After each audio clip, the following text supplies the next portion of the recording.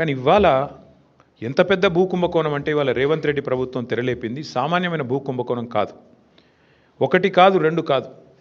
హైదరాబాద్లో చాలా చాలా పెద్ద ఎత్తున మన దగ్గర పారిశ్రామిక వాడలు ఉన్నాయి.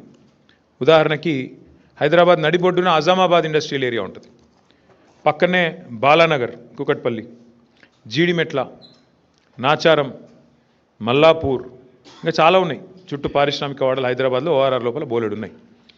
ఎక్కడ కూడా ఇవాళ మార్కెట్లో మీరు చూసినట్టయితే అక్కడ ఎకరం 40-50 కోట్లకు తక్కువ ఎక్కడ ఉండదు. గజాల లెక్కనే ఉంది, ఎకరం లెక్క కూడా లేదు. గజాల చొప్పున 2 లక్షలు, 1,00,000-1,50,000 గజానికి ఈ స్థాయిలోనే ఉంటుంది.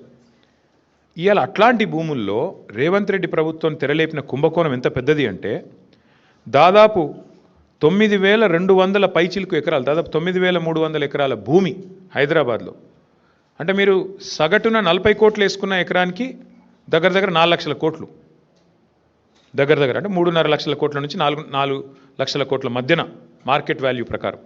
లేదు 50 కోట్లు వేసుకున్నారనుకో సగటున దగ్గర 5 లక్షల కోట్ల విలువ చేసే ఆస్తిని, అందులో మరి ఇవాళ ఆయన అనుయాయులకు, ఆయన వందిమాగదులకు, ఆయన బామ్మర్దులకు, ఆయన తమ్ముళ్లకు, ఆయన చుట్టూ ఉండే బ్రోకర్లకు ఇవాళ ఒప్పందాలు కుదిరించి ఒక అతిపెద్ద భూ కుంభకోణానికి రేవంత్ రెడ్డి ప్రభుత్వం మొన్న జరిగిన కేబినెట్ సమావేశంలో తెరలేపింది.